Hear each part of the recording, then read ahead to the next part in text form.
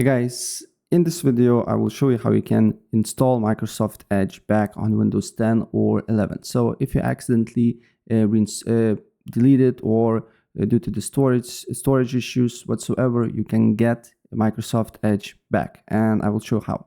First of all, you need to open up CMD. Make sure to open up as admin, because if you open normally it won't work. Then what you need to do here is to put this command here. I will leave in the comments. And then you just need to wait for a couple of seconds. Then just write yes. And then as you can see here, we need to wait again. It says for me that there is a existing package. So what I need to do here is to go to installed apps and uninstall Microsoft Edge here. And then I need to retry the code here. Just re-enter the code that I put earlier, and then I just need to wait.